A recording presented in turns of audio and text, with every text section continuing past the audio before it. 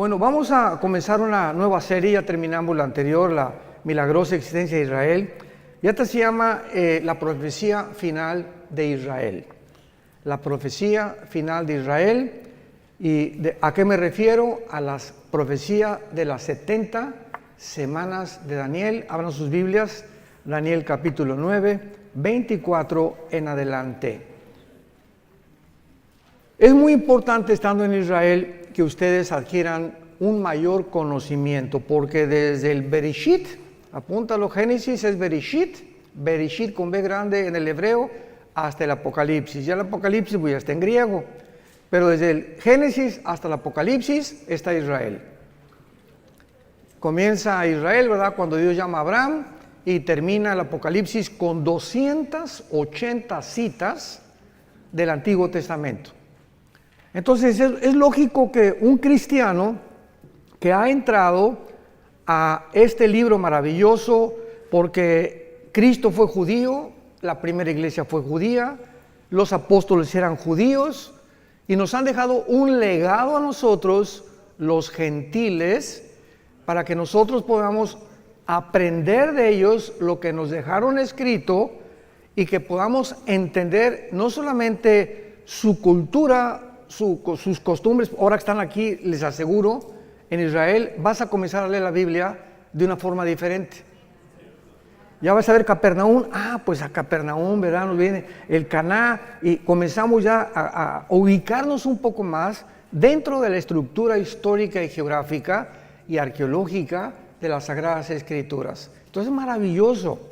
Estos viajes a Israel son tan importantes y finalmente pues aquí vamos a vivir eternamente, ¿verdad? Claro que después bajará la Nueva Jerusalén, pero aquí estaremos en el milenio reinando con Jesucristo y el rey David como gobernante de Israel. Así que será maravilloso el futuro que nos espera a todos los que seguimos a Jesús. Vamos a dar lectura a este pasaje, pero quiero comenzar desde el versículo 20. Daniel 9, versículo 20 al 27, porque vamos a cubrir este pasaje en dos conferencias, la de hoy en la noche y la terminaremos en Jerusalén. Dice así: aún estaba hablando y orando y confesando mi pecado, está hablando Daniel, y el pecado de mi pueblo Israel, y derramaba mi ruego delante de Jehová mi Dios por el monte santo de mi Dios. Aún estaba hablando en oración cuando el varón Gabriel, a quien había visto en la visión al principio volando con presteza, vino a mí como a la hora del sacrificio de la tarde. Y me hizo entender y habló conmigo diciendo: Daniel, ahora he salido, o sea, bajó desde el cielo Gabriel, he salido para darte sabiduría y entendimiento. Al principio de tus ruegos fue dada la orden, y yo he venido para enseñártela porque tú eres muy amado. Entiende pues la orden y entiende la visión. Me detengo aquí rápidamente. Daniel se encontraba en este tiempo en Babilonia. Y Daniel fue movido después a Medo-Persia, estuvo casi 70 años, 67, 70 años en el exilio. El rey Nabucodonosor rodeó, sitió Jerusalén y se llevó más de 50,000 judíos a Babilonia, lo que es actualmente Irak. Entonces, si ustedes ven Babilonia en la Biblia, es Irak. Pertenece a la zona geográfica entre Siria, Irak o la Mesopotamia. Entonces, Daniel iba entre esos judíos que fueron llevados a Babilonia, él y 3 de sus amigos. Tendría como 16 o 17 años de edad. Y en el capítulo 1 de Daniel vemos que el rey Nabucodonosor se fija en ellos, parece que eran muy bien parecidos estos muchachos, se distinguían de muchas personas, y los agarró el rey Nabucodonosor y los apartó y dio órdenes a su jefe y les dijo: a estos muchachos entrénenlos. Quiero que los entrenen en la lengua, en las costumbres y en la comida de los babilonios. Sin embargo, Daniel, a esa edad tan temprana, tenía convicciones profundísimas acerca de la santidad y del temor de Dios. Entonces ellos oraron y decidieron no participar de los alimentos, porque ya saben que los judíos comen kosher o kosher, y muchas cosas estaban contaminadas como el puerco, etcétera, etcétera, y todavía estaban bajo la ley. Entonces se negaron a comer esas cosas y le pidieron al guardia de la capitán del rey Nabucodonosor que les perdonara, que les diera la oportunidad de comer puras verduras y puras ensaladas, y que los probara dentro de 2 o 3 meses para que demostraran que iban a tener más salud que todos los demás. Bueno, pues Dios les dio gracia y así fue, y Daniel y sus amigos comieron una comida vegana en aquel tiempo y fueron realmente con mucha más salud que todos los demás que les rodeaban. Y así Daniel creció bajo el rey Nabucodonosor, bajo el rey Darío de los medos persas, porque después de los babilonios vinieron los persas, los griegos y los romanos, históricamente hablando. Y Daniel, en el capítulo 9, tiene 90 años de edad. Abordamos ya el final de su vida y Daniel se da cuenta, vayamos rápidamente al libro de Jeremías, el capítulo 25, comienza a estudiar Daniel Jeremías y descubre algo que comienza a conmover las más profundas fibras de su alma. Dice Jeremías 25, versículo 14: y toda esta tierra será puesta en ruinas y en espanto, y servirán estas naciones al rey de Babilonia 70 años. Y cuando sean cumplidos los 70 años, castigaré al rey de Babilonia y aquella nación por su maldad, ha dicho Jehová, y la tierra de los caldeos, y la convertiré en desierto para siempre. Daniel descubre que la cautividad babilónica está a punto ya de cumplirse. Y dice, bueno, 70 años ya, estamos casi en el año 69. Y entonces Daniel, conmovido, comienza a preguntarle a Dios en todo el capítulo 9, orando, que cuál sería el destino final entonces de Israel. Bueno, vamos, ya se cumplen los 70 años, ¿nos vas a regresar a nuestra tierra? ¿Nos has abandonado por completo? ¿Cuál es el futuro de la nación Santa Jerusalén y de tu pueblo judío? Y entonces Dios manda al ángel Gabriel. Y Gabriel trae la respuesta de Daniel, porque durante 3 semanas, Daniel se la pasó ayunando, buscando a Dios en oración para poder obtener una respuesta satisfactoria de parte de Dios. Entonces el ángel Gabriel se le aparece a Daniel y le revela el ángel Gabriel toda la historia de Israel hasta la segunda venida de Jesucristo. Le dice todo lo que tiene que pasar Israel a través de la historia. Y cuando nosotros en el siglo XX y XXI somos testigos del regreso de judíos en el 48 y lo que está pasando ahorita y lo que se aproxima, somos los testigos de que solo Dios pudo haber puesto la historia en esta secuencia y en esta cronología sobrenatural.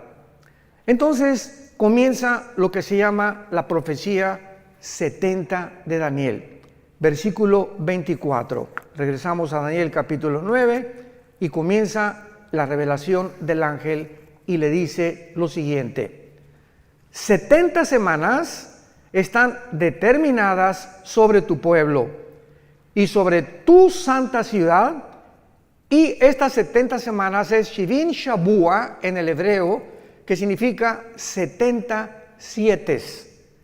Los judíos tenían semanas de días y tenían semanas de años. Entonces se encuentra en el libro de Levítico. Entonces no eran 70 semanas, 7 por 7, 49 semanas. Eran 70 semanas de años. O sea, 7 por 7, 490 años. Esto es importantísimo que vayan tomando nota para que tengan un bosquejo clarísimo, que es la profecía más grande de toda la Biblia acerca del futuro de la nación de Israel y de la parte que nosotros vamos a formar como iglesia dentro de esta profecía, porque cuando esta profecía se cumpla, la iglesia desaparece del mundo. Antes de que se cumpla la profecía, perdón. Entonces, 490 años están determinadas no sobre la iglesia, sobre tu pueblo y sobre Jerusalén. De aquí en adelante, Daniel, cuando oigas la orden, lo vamos a ver más adelante, de restaurar las murallas de Jerusalén hasta el Mesías, increíble que matemáticamente la Biblia haya profetizado el día exacto de la primera venida de Jesucristo. Desde que se ordene la restauración de las murallas de Jerusalén hasta el Mesías habrá 483 años. Entonces, ¿cuántos años faltan? 7 para los 490, que son los 7 años de la tribulación, como lo vamos a ver. Por eso cuando estudiamos la Biblia y ¿cuándo vendrá Cristo? Antes de la tribulación o pasará a la iglesia la tribulación, es ignorar la profecía 70 de Daniel. Entonces hay cantidad de gente que se atreve a predicar barbaridades sin tener las bases claras de las profecías bíblicas. 70 semanas están determinadas sobre los judíos y sobre Jerusalén. Número 1, veamos las 6 cosas que se tienen que cumplir. Número 1, para terminar la prevaricación. 2, poner fin al pecado. 3, expiar la iniquidad. 4, traer la justicia perdurable. 5, sellar la visión y la profecía. Y 6, y ungir al Santo de los Santos. Sabe pues, le dice el ángel, y entiende que desde la salida de la orden para restaurar y edificar Jerusalén hasta el Mesías habrá 7 semanas y 62 semanas, y se volverá a edificar la plaza y el muro en tiempos angustiosos. Y después de las de 62 semanas se quitará la vida al Mashiach, a Mashiach, a Mashoch, como dicen en hebreo, mas no por sí. Y el pueblo de un príncipe que ha de venir destruirá la ciudad y el santuario, y su fin será con inundación. Hasta el fin de la guerra durarán las devastaciones. Y por otra semana, o sea, por 7 años, que una semana tiene 7 años, confirmará el pacto con muchos. A la mitad de la semana hará cesar el sacrificio y la ofrenda. Después, con la muchedumbre de las abominaciones, vendrá el desolador, que es el anticristo. Lo vamos a ver todo esto, hasta que venga la consumación y lo que está determinado se derrame sobre el desolador. Así pues, esta profecía que se conoce como la profecía de las 70 semanas de Daniel, es revelada al profeta Daniel para que él pueda conocer claramente qué es lo que Dios tiene destinado para esta nación de Israel. Y esta es la razón por la cual nosotros como cristianos sabemos que después de la guerra del 48 que regresaron ellos, para que esto se cumpliera, Israel tenía que regresar. Si no hubiera regresado Israel en el 48, ninguna profecía de los últimos tiempos, todas relacionadas con la nación de Israel, no se hubieran podido cumplir. Entonces, el hecho que hayan regresado el 14 de mayo del 48 y esta nación se haya convertido en un estado libre, independiente y soberano en un día, el fenómeno ya lo vimos, más grande de la historia, ninguna nación en un día se ha conformado, nos habla que comienza el reloj, la cuenta regresiva de Dios. Ya más adelante veamos que Cristo profetiza, ¿verdad?, la señal de la higuera, que cuando la higuera reverdezca, que es Israel, no pasará una generación sin que esto o estas profecías se cumplan. Muy bien, ahora veamos los detalles punto por punto de esta profecía. 6 cosas le menciona el ángel Gabriel para que se cumplan los 490 años. Número 1, terminar la transgresión. Hay un grupo, quiero explicar esto, hay un grupo de cristianos, hermanos nuestros, y pues hay algunas perspectivas diferentes en muchos pasajes de la Biblia, no esenciales ni relacionados con la salvación. Por ejemplo, Dentro del cristianismo hay cristianos que creen que se pierde la salvación. Y si tú crees que se pierde la salvación y yo no creo que se pierda la salvación, es una doctrina no esencial, aunque va a detener el desarrollo de tu comprensión de muchas cosas, pero nos vamos a ver en el cielo. Finalmente, ¿no? Hay cristianos que creen que todos tienen que hablar en lenguas y otros que no, que el don de lenguas es para ciertas personas. Y si tú sigues creyendo eso, digo, vuelvo a repetirte, ¿no? Vas a tener que algún día recuperar la razón y entender que no es así, porque es clarísima 1 Corintios 12, que Dios reparte en particular como Él quiere, ¿no? Pero nos vamos a ver en el cielo también, de todas maneras. Entonces, hay cristianos que creen que esta profecía ya se cumplió y que dicen, bueno, pero ¿cómo es posible que cuando Cristo muere en la cruz no se haya cumplido la expiación de la iniquidad, la transgresión de Israel, poner fin al pecado, etcétera, etcétera? Porque esto tiene que haberse cumplido cuando Cristo se cumplió para gentiles y judíos. ¿Cuál es el problema o cuál es la razón por la cual hay una parte del cristianismo que interpreta de esta manera esta profecía? Es muy fácil la respuesta. Se llaman o cristianos reformados o dispensacionalistas. Entonces, el dispensacionalismo, la palabra dispensación significa administración o la economía de Dios para poder administrar las diferentes fases de las épocas de toda la Biblia, desde Adán hasta la segunda venida de Cristo.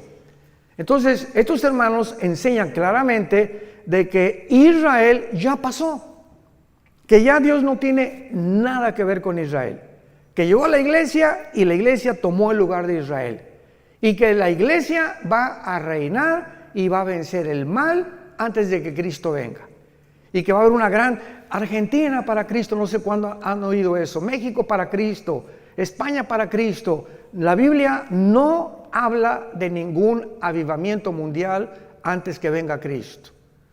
Los avivamientos que va a haber antes que venga Cristo, el arrebatamiento, van a ser como el de Asbury. Hace poco vieron ustedes en Kentucky, ¿no? Que una iglesia comenzaron los muchachos sin ninguna expectativa de nada, comenzaron a cantar la guitarra y comenzó un espíritu, cayeron al suelo los muchachos, llore y llore, no hubo manifestaciones de nada, ni locuras de nada, y las muchachas, y comenzaron a arrepentirse y a pedirle perdón a Dios por los pecados, y duró como casi un mes, y la gente del mundo estaba absorta, asombrada de que miles de muchachos estaban pidiéndole a Dios y consagrándose a Cristo sin ningún mensaje de exhortación de ningún pastor. Fue una obra completamente del Espíritu Santo. Ese es un avivamiento. Entonces, así como sucedió ahí, va a suceder en pequeñas iglesias en el mundo. Hay un remanente en todas las iglesias, hay un remanente de verdaderos cristianos santos y que siguen a Jesucristo. Así como en todas las iglesias del mundo entero, casi la mayoría de los que asisten no son cristianos, personas que nunca se han arrepentido de sus pecados, pero van a la iglesia y diezman y hacen esto y el otro, y vuelvo a repetir, de lunes a viernes viven como el anticristo.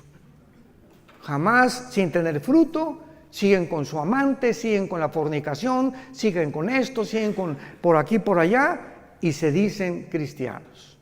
Pero esto está escrito, que la maldad tenía que crecer dentro de la iglesia, iba a leudar la vida de muchos cristianos, que iban a ser arrastrados por el mundo, y cuando venga Cristo se quedarán en el arrebatamiento. Y ahí descubrirán que nunca realmente siguieron a Jesús. Muy bien. Entonces, cuando la Biblia dice que se va a terminar la transgresión, Dios no ha terminado con Israel. Siempre que he tenido discusiones en programas de televisión o en entrevistas, le digo a mis hermanos pastores que discuten o que alegan o que tenemos debates, Romanos 9, Romanos 10 y Romanos 11 son 3 capítulos suficientes en el Nuevo Testamento para testificar que Dios no ha acabado con Israel. Cristo rechazó a Israel y están en la banca. Y estamos en el partido, la iglesia, ahorita estamos ahí en el Estadio Azteca jugando. Pero va a tocar el silbatazo el árbitro y vamos a salir todos los que participamos en el juego y la banca va a entrar al partido final, que es Israel en la tribulación. Entonces Dios no ha terminado con Israel. No es cierto que la iglesia haya ocupado el lugar de Israel, porque Israel fue una nación o una entidad completamente diferente. Jehová el Padre era el esposo de Israel. Todo esto es simbólico. La iglesia es la novia de Cristo. Israel nunca fue la novia de Cristo. Israel nunca estuvo en el cuerpo de Cristo. Israel nunca fue enterrada y resucitada y sepultada porque el Mesías no había venido. Entonces nosotros somos completamente diferentes. Y esto lo explica claramente el capítulo 2 y 3 del libro de los Efesios. Que ahora la iglesia, ¿verdad? Que un misterio en el Antiguo Testamento de la iglesia, no existía en el Antiguo Testamento de la iglesia. Ignorar estas verdades y estas doctrinas lleva a muchísimos hermanos a trazar la palabra de verdad chueca. Y con el tiempo, ¿verdad? Pues ya estudiamos un poco más y vamos comprendiendo la palabra de Dios. Entonces, por ejemplo, dice en Zacarías, veamos estas verdades acerca de la conversión final de Israel. Entonces, la muerte de Cristo quita las transgresiones de nosotros, pero Israel le rechazó como Mesías. Y de Cristo en nuestros días, todos los judíos que aceptan al Mesías forman parte de nosotros. Forman parte de la iglesia. Se les llama judíos mesiánicos. ¿Se acuerdan de la barca, el que comenzó a cantar? Era judío y no le dio vergüenza, gloria a Dios. Y enfrente de todos, yo soy judío mesiánico. Creo que Jesús es el Mesías. Y como él se calcula que hay actualmente 185,000 judíos de papá y de mamá, que creen que Jesucristo es el Mesías. Pero finalmente, o sea, es un remanente. Pero esos judíos que se llaman mesiánicos forman parte de la iglesia. Porque ahora en la iglesia no hay judío, ni griego, ni gentil, ni español. Ahora somos todos el mismo cuerpo de Cristo. Ya no hay acepción de personas. En el Antiguo Testamento solamente los judíos. En el Nuevo Testamento de todas las nacionalidades del mundo. Pero Dios no ha terminado con Israel. Y vemos en Zacarías 12 de qué forma la Biblia nos muestra claramente que en la segunda venida de Cristo se van a arrepentir. Dice así, Zacarías 12, 10 y 11. Y derramaré, está hablando de todo este pasaje, Zacarías 12, 13 y 14, habla de la segunda venida y del Armagedón y del tiempo del milenio. Derramaré sobre la casa de Israel, dice la Biblia, espíritu de gracia y de oración sobre la casa de David. Sobre la casa de David y sobre los moradores de Catepec, dice. No, ¿verdad? Ni de Toluca. Sobre los moradores de Jerusalén. Espíritu de gracia y oración, y mirarán a mí, a quien traspasaron, y librarán y llorarán como llora por hijo unigénito, afligiéndose por él como quien se aflige por el primogénito. Esto no ha sucedido por el amor de Dios. Y luego si lees Apocalipsis 1, 7 y 8, y mirarán al que traspasaron y llorarán, se vuelve a repetir el apóstol Juan, lo que dice 600 años el apóstol, el profeta Daniel, que cuando Cristo venga, ¿con qué él era el Mesías? Y imagínense nada más la frustración que tendrán, que le negaron, se fueron en contra de él, persiguieron a sus hermanos, nos persiguieron a nosotros, y se encuentran con Jesucristo, es el Mesías. Porque ahorita los judíos ortodoxos, ustedes ven los de negro, que traen como caireles así, con sombrero, todos de negro vestidos, ¿verdad? Caminan así. No pelan a nadie, no se voltean a nadie, son los fariseos, los shavarim del siglo XXI. Así eran los fariseos en el siglo de Cristo. Orgullosos, y esto y el otro, y por aquí, por allá, y no tenían empatía por nadie. Una mujer ahí llorando, no le hacían caso, te acercabas a ellos y te miraban así. No han cambiado absolutamente nada. Y ahora que vayamos a Jerusalén, cuando vayamos al muro, vamos a ir al muro de los lamentos, van a verlos a todos ellos, ¿no? Una religiosidad, pero tremenda. Dicen los jóvenes, cañón. Entonces, ahorita Israel tiene dos espíritus. El espíritu de una religiosidad asfixiante y un libertinaje sexual como jamás había existido. Tel Aviv, capital de los gays del mundo entero. Estaba en Madrid el año pasado, ya se cambió a Tel Aviv. Y bíblicamente va a ser la última capital de ellos, porque Apocalipsis 11 habla y dice, Jerusalén será como Sodoma y Gomorra. Fíjense, nada más hace 2000 años se profetizó en Apocalipsis que llegaría el tiempo en que se convertiría como Sodoma y como Egipto. Y ya lo estamos viendo con nuestros propios ojos. Muy bien. Y dice en el capítulo 13 de también Zacarías, versículo 1, y en aquel tiempo, está hablando el mismo tiempo cuando venga el Mesías, habrá un manantial abierto para la casa de David y para los habitantes de Jerusalén, para la purificación del pecado y de la inmundicia.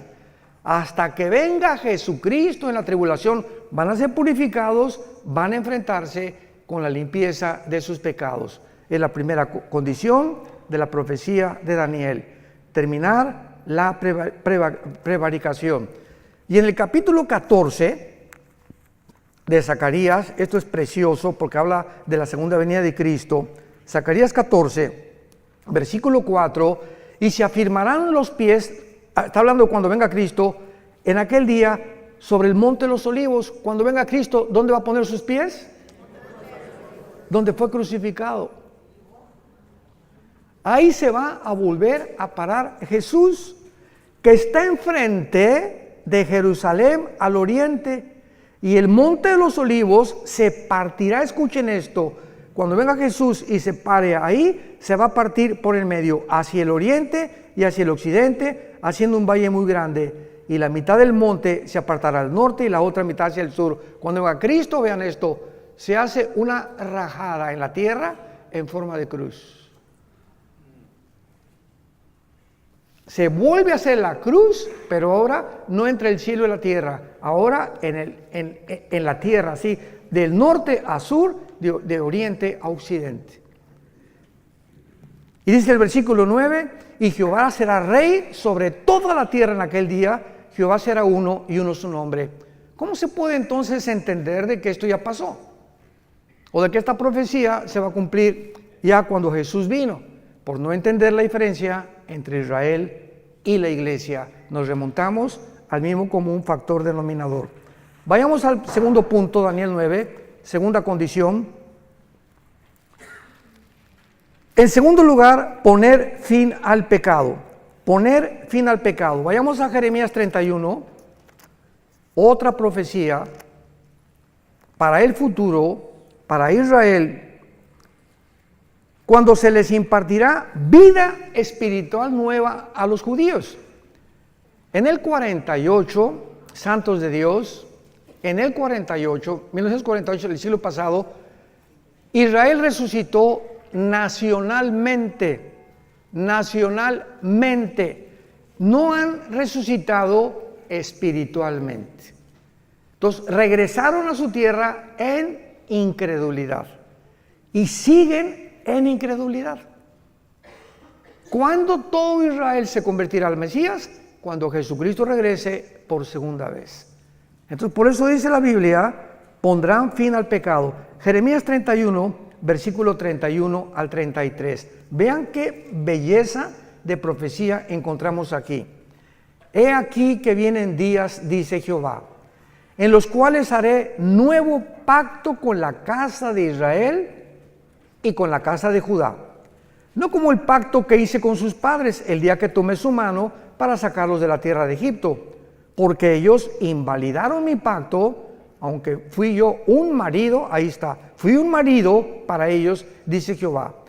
Pero este es el pacto que haré con la casa de Israel.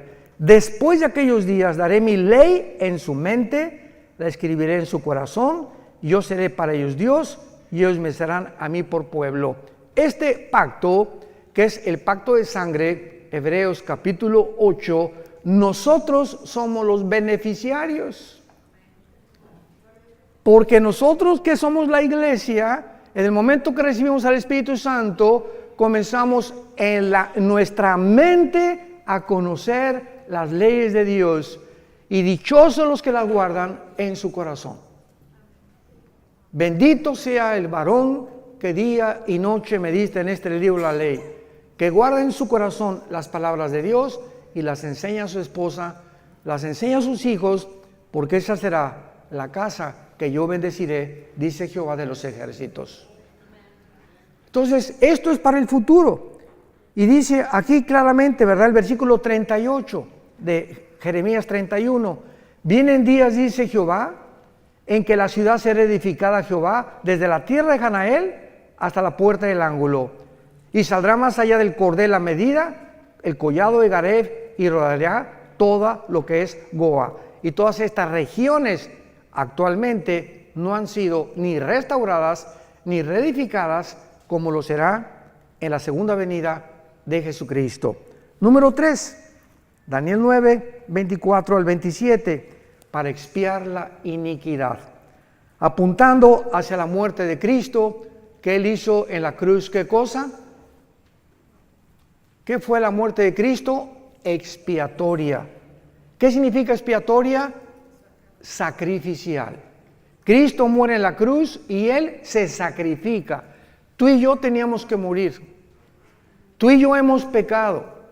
¿Qué vas a hacer con tus pecados? Bueno, hermano, pues soy religioso y bueno, entonces Dios hubiera dicho, miren mis chamaquitos, todas las iglesias y todas las religiones van a llevar a Dios. Y cada quien con su religión y no hay ningún problema, nos vemos en el cielo. ¿Por qué no hizo Dios eso? ¿Por qué tenía su unigénito hijo que morir en una cruz? Si todas las religiones salvan y hay otro camino fuera de Cristo al cielo, la muerte de Cristo fue un desperdicio. ¿Para qué Cristo tuvo que morir? Hubiera dicho, Señor, pues hagan todos mejor, hagan buenas obras, pórtense bien, y den sus diezmos, sus ofrendas, y respeta a tu esposo, y nos vemos en el cielo.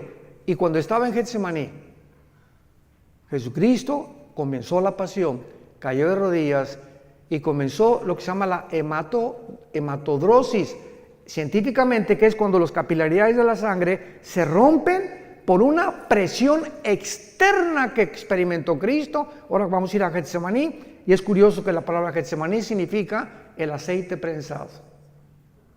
Es lo que significa Getsemaní en el hebreo, aceite prensado. Y ahí comienza Cristo a ser prensado, apretado, y sale la sangre. Y Jesús grita, Padre, si es posible, ¿habrá otra forma en la que puedas perdonar a la raza humana?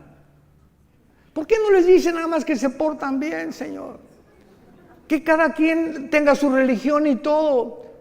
3 veces Cristo dijo, Señor, si es posible, pasa de mí esta copa. ¿Cuál era el temor de Jesús? ¿Los clavos?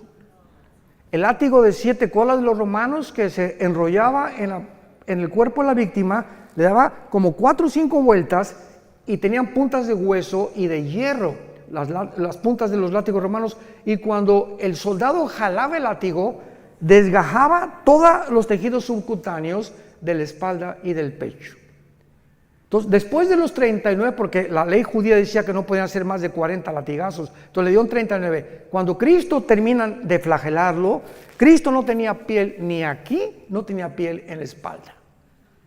Y sobre eso le ponen un manto que se le pega como una hora de aquí a la cruz, y cuando llega a la cruz le arrancan el manto para toda la piel que le quedaba, y así con esa espalda despellejada y sin ninguna protección, lo acuestan en un madero. A eso le tendría miedo Jesús cuando dijo, si es posible, pasa de mí esta copa, o los clavos. ¿Cuál era la razón por la cual Cristo sudó sangre y le dijo a su Padre, Padre, no hay otra manera en tu inmensa sabiduría, en la que la raza humana pueda ser rescatada y liberada del pecado? Cristo sufrió y experimentó en la cruz lo más terrible que pudo haber sucedido físicamente. En la cruz el Padre abandonó al Hijo. Elí, Elí, lama sabactani, gritó en arameo. Dios mío, ¿por qué me has desamparado? Algo sucedió misterioso en la cruz, que el Padre deja al Hijo solo. Nunca en toda la eternidad había sucedido esto, que el Padre se separara de su Hijo. Y el Hijo en ese momento, cuando nuestros pecados, tus pecados y mis pecados, fueron puestos en el cuerpo de Cristo, el Padre no podía estar en Él, no podía siquiera estar junto a Él. Y ahí lo dejó que llevara los pecados y que muriera en la cruz completamente abandonado. Sin embargo, ¿saben por qué lo hizo? Al Hijo no lo perdonó para perdonarnos a nosotros. Lo que Él pagó y lo que nosotros merecíamos, lo puso sobre su Hijo. Y a nosotros sí nos perdonó. Y estará con nosotros para siempre, porque de tal manera. ¿Ya entiendes ahora el versículo Juan 3:16? Porque de tal manera. No hay otras palabras del Espíritu Santo, de tal manera. No se puede pronunciar lo que sucedió. De tal manera nos amó Dios. Tan grande, no hay palabras para escribir, que Dios amó al mundo, que nos dio a su Hijo unigénito. Para que cualquiera de ustedes que crea en Él no se pierda, mas tenga la vida eterna. Y Dios muestra su amor para con nosotros en que siendo pecadores, o sea, ahí está el chanclas y el pitirijas, cuijas, borracho, un homosexual, una lesbiana, borracho, parrandero y jugador. Y vean ustedes, esta es la cruz. Y aquí está el pitirijas y el chanclas, ¿verdad? ¿Y cuál es el pensamiento de nosotros? Es que la adúltera, aquí está la mujer adúltera, el hombre adúltero, el hombre misógino, llámale como quieras al ser humano. Y el ser humano piensa que antes de acercarse a Dios, tenemos que dejar de ser borrachos, tengo que dejar de ser adúltero, tengo que dejar de ser alcohol. Tenemos que dejar de pecar y entonces venimos a Dios y nos acepta. Y la Biblia dice, ven cómo estás. ¿Eres homosexual? ¿Eres borracho? ¿Eres un adúltero? ¿Tienes 3 amantes? ¿Has hecho 8 abortos? ¿El pitirijas cuántas muertes? Señor, he matado a 30 personas. Así como estás con toda la mugre y los pecados que tengas, ven a la cruz y cree lo que hice yo por ti. Y cuando yo entre a tu vida, te limpio de todo y todo tu pasado es borrado completamente. Y te daré el poder ahí mismo en la cruz para que comiences una vida nueva.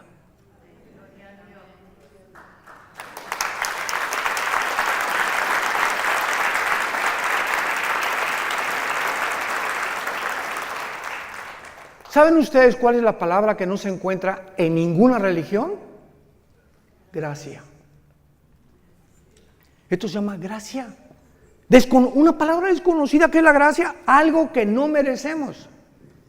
Hace muchos años, en el 85-86, cuando el general Arturo Durazo era jefe de la Policía Metropolitana, mi hijo Alan venía un helicóptero por nosotros porque me iban al hangar presidencial.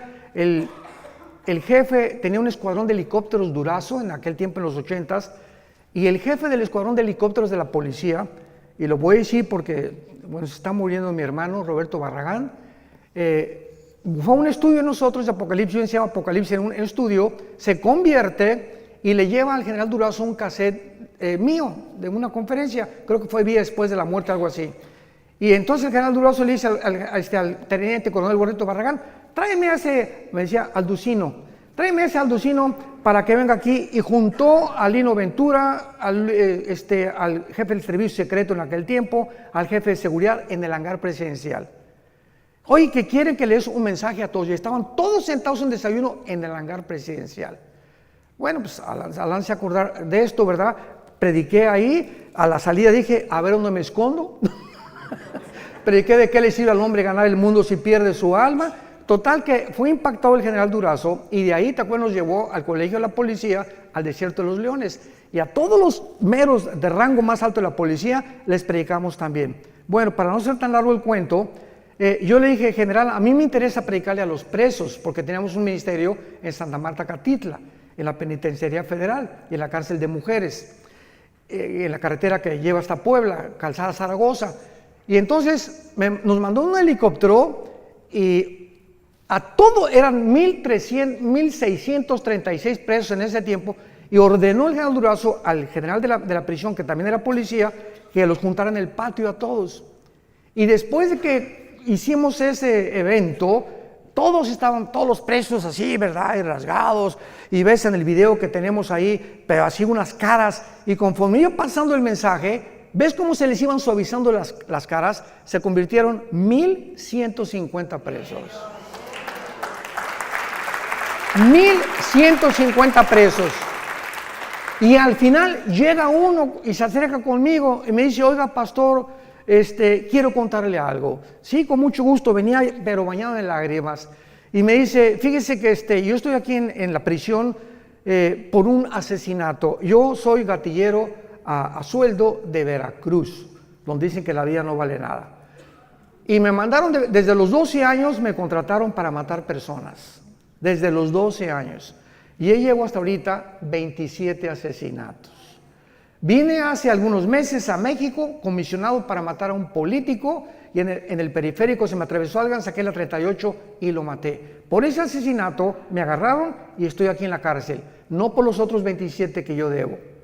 ¿Usted cree que Dios me puede perdonar? Y le dije, si tus pecados fueren como el carbón, como la blanca lana, vendrán a ser.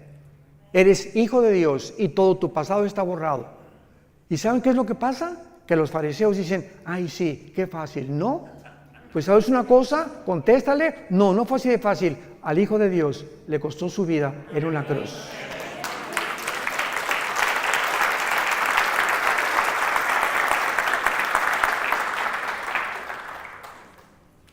Cuando comprendemos ese amor tan grande, ¿cómo podemos atrevernos a seguir pecando?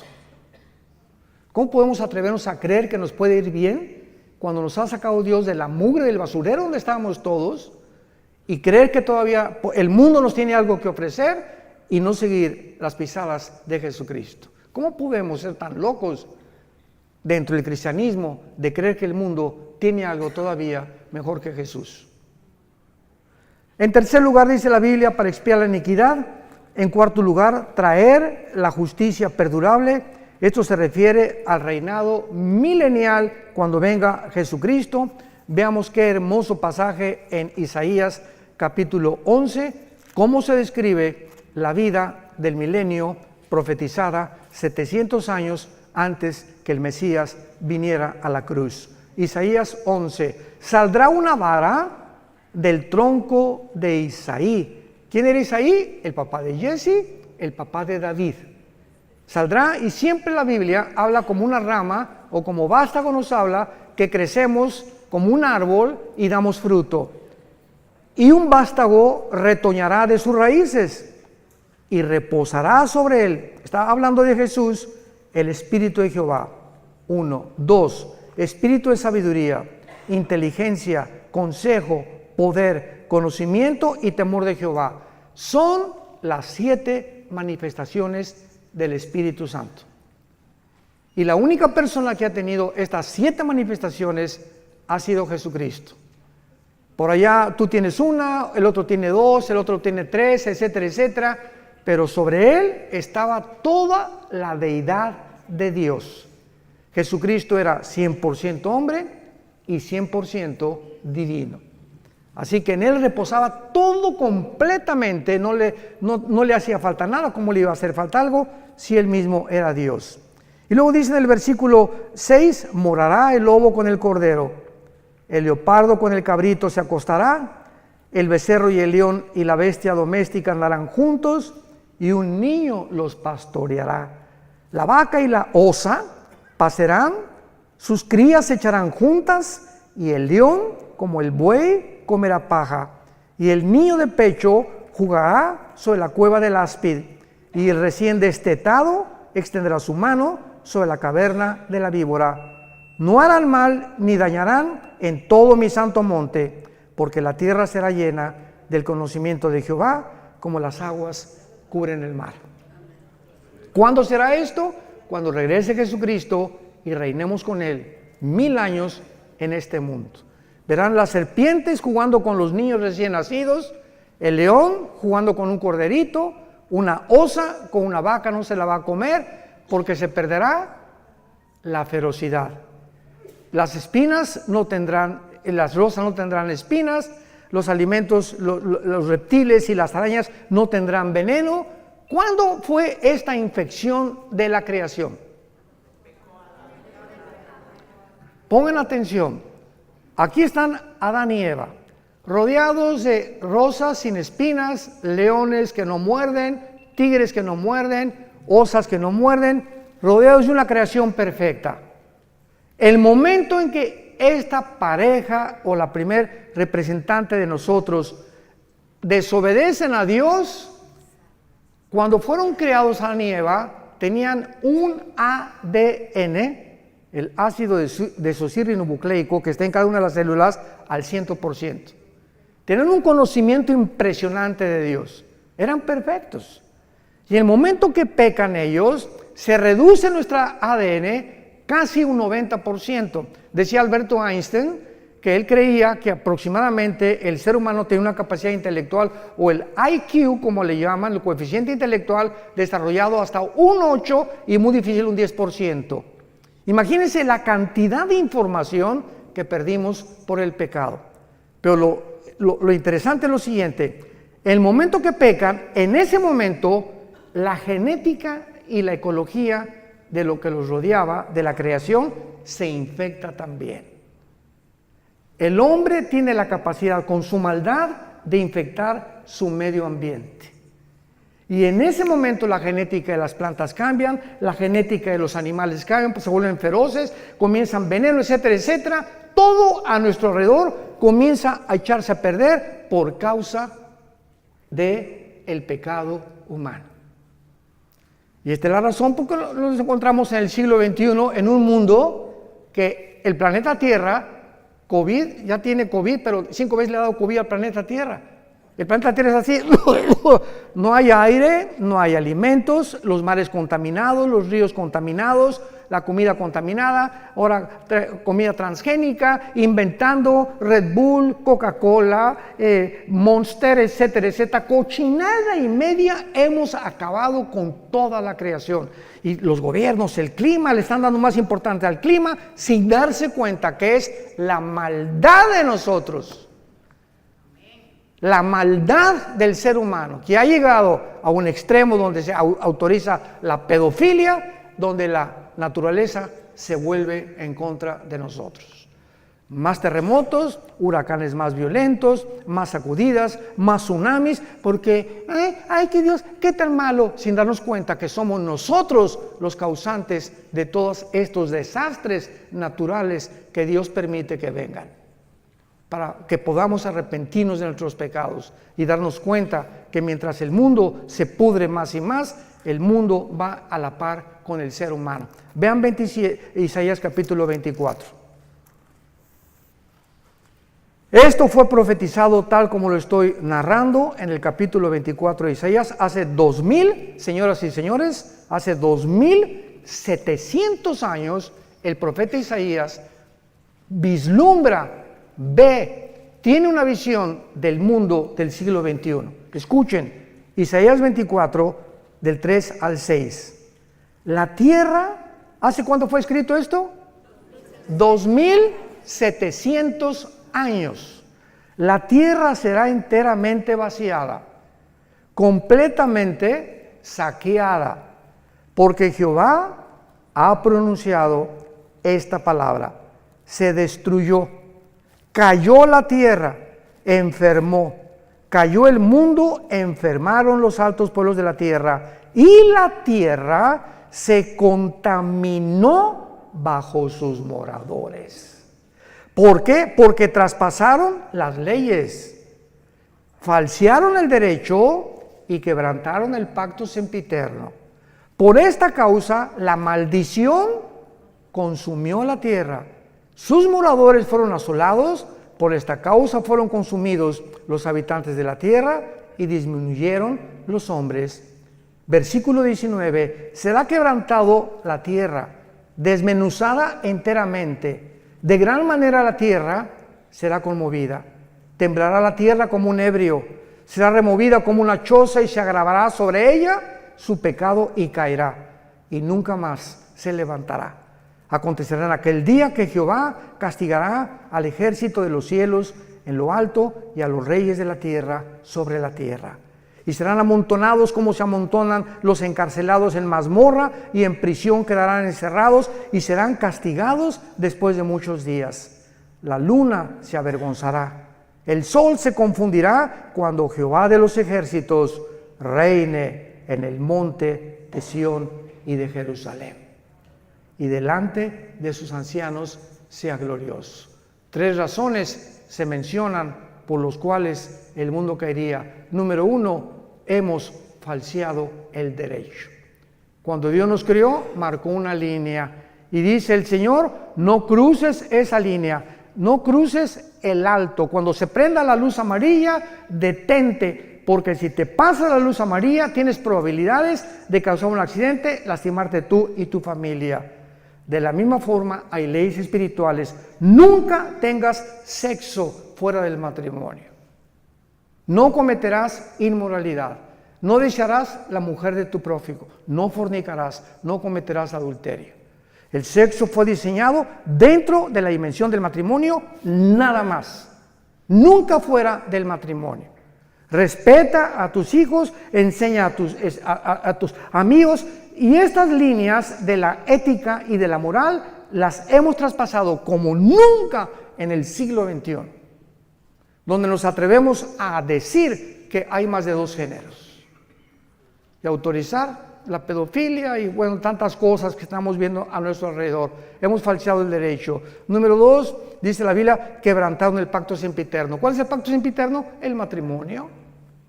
Es la institución más santa, más sagrada que existe desde el principio de la Biblia hasta el final de la Biblia. El matrimonio es la base, el bastión de toda sociedad.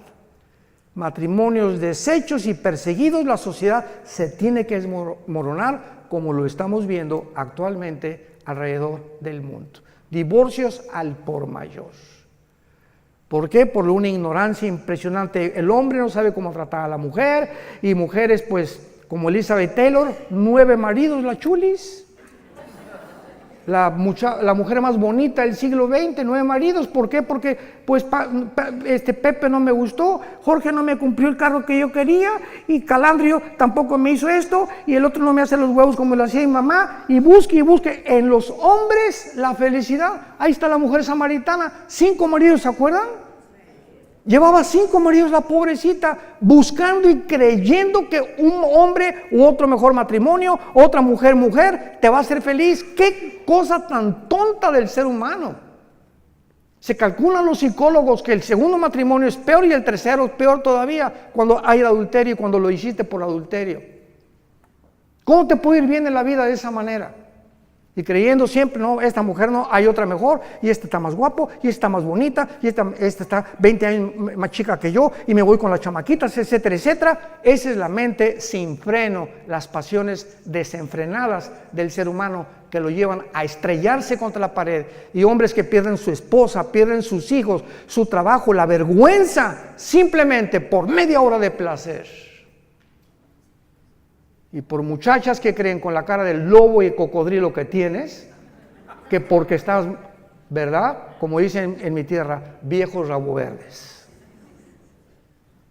Y finalmente se encuentran con el juicio final de Dios por haber violado el pacto sempiterno de Dios. No sé, se nos acabó el tiempo. Vamos a continuar con esto en Jerusalén. Pero es importante que nosotros podamos ver esta profecía aunada a lo que estamos viendo, para que entendamos que Dios no ha acabado con esta nación. Y ahora nos trae a nosotros, no se imaginan la cantidad de viajes que hay aquí a Israel desde hace muchos años, ¿verdad? Como a todos los guías y a todos los judíos que me he encontrado en estos días por acá, mi esposo y yo teníamos 10 años que no veníamos a Israel. El 2013 fue la última vez que venimos. Alan viene más seguido, pero nosotros teníamos 10 años que no veníamos. Siempre les digo a todos los judíos, ¿sabes una cosa? Que es increíble cómo Dios los ama. Ahorita Alan me presentó al gerente del restaurante, estamos platicando y me dice, ¿tú qué haces? Le digo, voy a enseñar hoy en la noche el libro de Daniel, las profecías de Daniel, y voy a enseñar que Israel, que Dios no ha acabado con ustedes, y se quedó así, porque él también se llamaba Gabriel. Le dije, voy a hablar del ángel Gabriel, tu pariente, le dije. Pero es maravilloso, ¿verdad? Porque ellos se sorprenden que nosotros tengamos un poco más de profundidad en la Torá o en la ley para ellos, que son los 5 libros de la Biblia, que ellos mismos y que los mismos rabinos. Porque dice 2 Corintios 3 que cuando se les caiga el velo van a convertirse. Y ahorita los judíos tienen un velo que les impide ver y entender la realidad de quién es Jesucristo.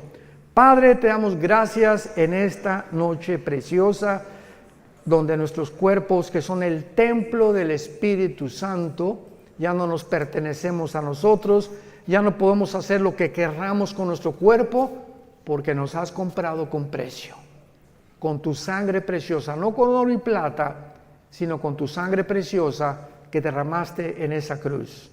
Abre nuestro entendimiento, Espíritu Santo, para que podamos comprender la anchura, la altura y la profundidad del amor de Jesús, que sobrepasa todo entendimiento.